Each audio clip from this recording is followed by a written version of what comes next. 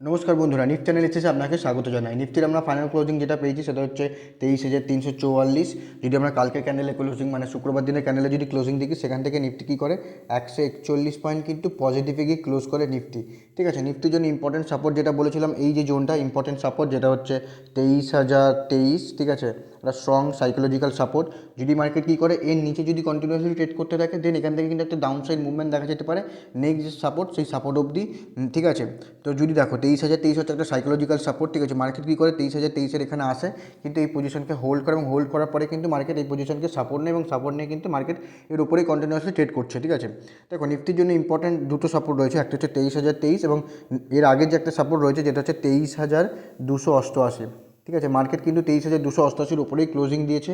ঠিক আছে, এবং এর উপরে কিন্তু মার্কেট সাস্টেন্স করছে। এবং ঠিক আছে, যদি দেখা গেল উপর সাইডে যেতে যায় মার্কেট, ঠিক আছে, উপর সাইডে যেতে গেলে যে রেজিস্ট্যান্স বেরিয়ে আসবে প্রথম, যে এই যে জোনটা, ঠিক আছে, এই যে জোনটা একটা হচ্ছে রেজিস্ট্যান্স হিসেবে কাজ করবে, যেটা হচ্ছে 23,388। ঠিক আছে, ক্লোজিং বেসিসে দেখা গেল মার্কেট কী করলো 23,388-র উপরে মার্কেট ক্লোজিং করলো এবং ক্লোজিং করার পরের দিন যদি মার্কেট এর উপরে কন্টিনিউয়াসলি ট্রেড করছে, দেন এখান থেকে কিন্তু একটা আপসাইড মুভমেন্ট দেখা যেতে পারে নেক্সট যে রেজিস্ট্যান্স সেই রেজিস্ট্যান্স অবধি। ঠিক আছে, নেক্সট রেজিস্ট্যান্স কি, নেক্সট রেজিস্ট্যান্স হচ্ছে এই যে জোনটা। ঠিক আছে, ইম্পর্টেন্ট নেক্সট রেজিস্ট্যান্স হিসেবে কাজ করবে নিফটিতে, যেটা হচ্ছে 23,555। ঠিক আছে, এই একটা রেজিস্ট্যান্স হিসেবে কাজ করবে নিফটিতে। যদি কী করে মার্কেট 23,888, 388-র উপরে যদি কন্টিনিউয়াসলি ট্রেড করে দেন, এখান থেকে কিন্তু একটা আপসাইড মুভমেন্ট দেখা যেতে পারে নেক্সট যে রেজিস্ট্যান্স সেই রেজিস্ট্যান্স অবধি। ঠিক আছে, এই সাথে যদি দেখি নিফটি কিন্তু একটা রেঞ্জের মধ্যে চলছে। ঠিক আছে, নেক্সট যে এই যে সাপোর্ট লাগিয়েছে, এই সাপোর্ট থেকে যদি আর এই রেজিস্ট্যান্স দেখি মার্কেট যদি দেখি এখানে রেজিস্ট্যান্স নিয়েছে এবং এখানে সাপোর্ট নেওয়ার পর মার্কেট কিন্তু লাস্ট 4-5 দিন ধরে এই জোনের মধ্যে কিন্তু ঘোরাফেরা করছে। ঠিক আছে,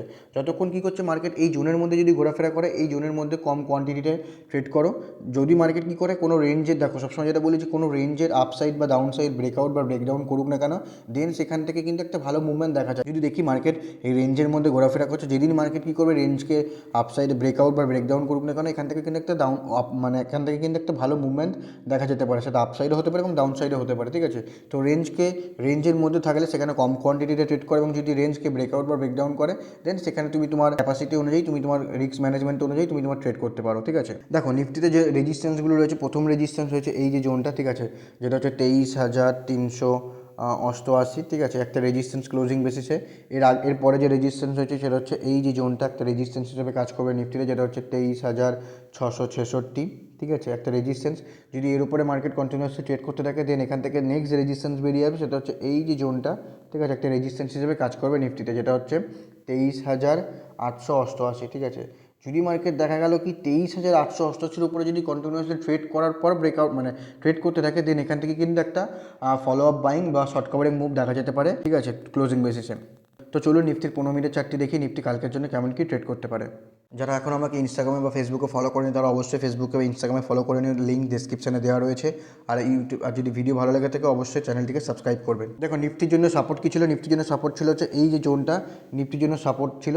দেখো মার্কেট কী করে, মার্কেট গ্যাপ আপ ওপেন এবং গ্যাপ আপ ওপেন হওয়ার পর মার্কেট কী করে ডাউন সাইডে আসে। ঠিক আছে, নিচে আসে, কোথায় সাপোর্ট নাই, এই যে সাপোর্ট জোনটা ছিল, যদি আগের দিনের ভিডিওটা দেখো সেখানে আমি ক্লিয়ারলি বলেছিলাম যে মার্কেট যদি দেখা গেল গ্যাপ আপ ওপেন এবং গ্যাপ আপ ওপেন হওয়ার পর যদি মার্কেট নিচের সাইডে আসে, আজকের যে সাপোর্ট মানে শুক্রবার দিনের যে ক্লোজিং বা সাপোর্ট রয়েছে, ঠিক আছে, সেই সাপোর্টের কাছে মার্কেট এখানে সাপোর্ট নিতে পারে এবং সাপোর্ট নেওয়ার পর মার্কেট কিন্তু এখানে নেক্সট যে রেজিস্ট্যান্স সেই রেজিস্ট্যান্স অবধি যেতে পারে, যেটা হচ্ছে এই যে হাই। ঠিক আছে, এই হাইয়ের এখানে মার্কেট যেতে পারে যদি এটাকে ব্রেকআউট করে এবং ব্রেকআউট করা যদি দেখি, দেখো সবসময় যেটা বলি যে ব্রেকআউট করার পর সেই পজিশনকে যেন হোল্ড করে। ঠিক আছে, মার্কেট এই যে লো মানে বুধবার দিনের যে লো, সেই লোয়ের এখানে মার্কেট ব্রেকআউট করে, মানে বৃহস্পতিবার দিন বা শুক্রবার দিনের যদি হাই দেখি, সেই হাইটাকেও মার্কেট ব্রেকআউট করে এবং ব্রেকআউট করার পর মার্কেট কী করে এই রেঞ্জের কাছে এসে কিন্তু হোল্ড করে। ঠিক আছে, দেখো ব্রেকআউট করার পর কিন্তু এই যে রেজিস্ট্যান্স ছিল, এই রেজিস্ট্যান্সের উপরেই কিন্তু মার্কেট কন্টিনিউয়াসলি ট্রেড করছে। ঠিক আছে, এর নিচে কিন্তু মার্কেট আসেনি। তো কালকের জন্য বেস্ট সেটআপ এটাই যে দেখা গেলো মার্কেট এই পাশাপাশি ওপেন হলো এবং পাশাপাশি ওপেন হওয়ার পর মার্কেট যদি এই যে রেঞ্জ করেছে, এই রেঞ্জকে যদি ব্রেকআউট করে দেন, এখান থেকে নেক্সট রেজিস্ট্যান্স বেরিয়ে আসবে। প্রথম রেজিস্ট্যান্স হচ্ছে এই যে এইটা। ঠিক আছে, যেটা হচ্ছে 23,444। ঠিক আছে, এই একটা রেজিস্ট্যান্স বেরিয়ে আসবে 15 মিনিটের চার্টে। যদি বেস্ট সেটআপ হচ্ছে এটাই যে মার্কেট যদি এখানে ওপেন হওয়ার পর পাশাপাশি কালকে আজকের যেখানে ক্লোজিং দিচ্ছে, সেই এখানে ক্লোজিং দেওয়ার এখানে ওপেন হওয়ার পর যদি কন্টিনিউয়াসলি ট্রেড করার পর যদি আপসাইডে ব্রেকআউট করে, দেন নেক্সট রেজিস্ট্যান্স বেরিয়ে আসবে এই যে হাই, যেটা হচ্ছে 23,344। এই রেজিস্ট্যান্সকে নিতে পারে কিন্তু মার্কেট। ঠিক আছে, দেখো সবসময় যেটা বলি, দেখো ইন্টারডের জন্য সবসময় যেটা বলি, মার্কেটের হাই লো এবং ক্লোজিং সবসময় ইম্পর্টেন্ট। যদি দেখি কালকের যে ক্লোজিং ছিল সেই ক্লোজিংয়ের এখানে কিন্তু মার্কেট সাপোর্ট নেয়, ঠিক আছে। এখানে সাপোর্ট নেওয়ার পর মার্কেট কিন্তু আস্তে আস্তে মানে ছোটো ছোটো ক্যান্ডেল করে মার্কেট কিন্তু এই যে হাই ছিল এই হাইটাকে কিন্তু ব্রেকআউট করে, এবং ব্রেকআউট করার পর এই রেজিস্ট্যান্স ছিল সেই রেজিস্ট্যান্সের ওপরে কিন্তু মার্কেট কন্টিনিউয়াসলি হোল্ড করে, ঠিক আছে। তো সবসময় বলি মার্কেটকে ভালো করে দেখো, কারণ মার্কেটের মধ্যে সমস্ত কিছু রয়েছে, চার্টের মধ্যে সমস্ত কিছু রয়েছে, ঠিক আছে। নিফটির জন্য এখন যে সাপোর্ট রয়েছে সেটা হচ্ছে এই যে জোনটা নিফটির জন্য এখন সাপোর্ট হিসেবে কাজ করছে, ঠিক আছে। যদি দেখা গেলো মার্কেট কী করলো, এই যে গ্যাপ দেখা গেলো মার্কেট কালকে গ্যাপ ডাউন ওপেন হলো, ঠিক আছে। দেখা গেলো কোথায়, এই যে যেটাকে ব্রেকআউট করেছিল সেই নিচেই গ্যাপ ডাউন ওপেন হলো, ঠিক আছে। যদি এখানে গ্যাপ ডাউন ওপেন হয়, এখানে কন্টিনিউয়াসলি ট্রেড করার পর যদি নিচের সাইডে ব্রেকডাউন করে, তাহলে নেক্সট যে সাপোর্ট বেরিয়ে আসবে সেটা হচ্ছে এই যে জোনটা সাপোর্ট জোন হিসেবে কাজ করবে, যেটা হচ্ছে 23,222, ঠিক আছে। যদি এটাকে ব্রেকডাউন করে তো নেক্সট যে সাপোর্ট বেরিয়ে আসবে সেটা হচ্ছে এখানে, যেটা হচ্ছে 23,111। 15 মিনিট চার্টে এগুলো কিন্তু এক একটা সাপোর্ট, ঠিক আছে। যদি এটাকে ব্রেকআউট করে তো নেক্সট যে সাপোর্ট বেরিয়ে আসবে যেটা হচ্ছে 23,023, যেটা হচ্ছে একটা সাইকোলজিক্যাল সাপোর্ট, ঠিক আছে। দেখা গেলো মার্কেট কী করলো, গ্যাপ ডাউন ওপেন হওয়ার পর মার্কেট কন্টিনিউয়াসলি ট্রেড করার পর যদি আপসাইডে ব্রেকআউট করে, তাহলে আজকের যে কনসোলেট জোন সেই জোনটা একবার কিন্তু রেজিস্ট্যান্স হিসেবে কাজ করবে। যদি এটাকে ব্রেকআউট করে তাহলে নেক্সট যে রেজিস্ট্যান্স বেরিয়ে আসবে সেটা হচ্ছে এই যে জোনটা, একটা রেজিস্ট্যান্স হিসেবে বেরিয়ে আসবে নিফটিতে।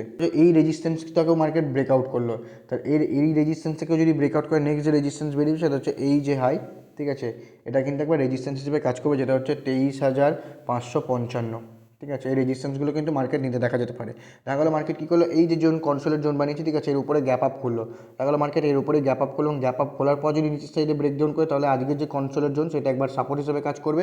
যদি দেখা গেলো কী করলো, এটাকেও ব্রেকডাউন করলো, দেন নেক্সট যে সাপোর্ট বেরিয়ে যাবে সেটা হচ্ছে এই যে জোনটা বললাম সেটা সাপোর্ট হিসেবে কাজ করবে নিফটিতে, ঠিক আছে। দেখা গেলো কী করলো, গ্যাপ আপ ওপেন হওয়ার পর কন্টিনিউয়াসলি ট্রেড করার পর যদি আপসাইডে ব্রেকআউট করে তাহলে নেক্সট যে রেজিস্ট্যান্স বেরিয়ে আসবে সেটা হচ্ছে এই যে জোনটা, রেজিস্ট্যান্স হিসেবে বেরিয়ে আসবে। যদি এটাকে ব্রেকআউট করে তো নেক্সট যে রেজিস্ট্যান্স বেরিয়ে আসবে সেটা হচ্ছে এই যে জোনটা, যেখানে মার্কেট কনসোলিডেট করে এই জোনটা কিন্তু মার্কেট একবার রেজিস্ট্যান্স নিতে পারে, ঠিক আছে। যদি ভিডিওটি ভালো লেগে থাকে অবশ্যই কমেন্টে জানাবেন। দেখা হচ্ছে পরের ভিডিওতে, ততক্ষণ ভালো থাকবেন, সুস্থ থাকবেন।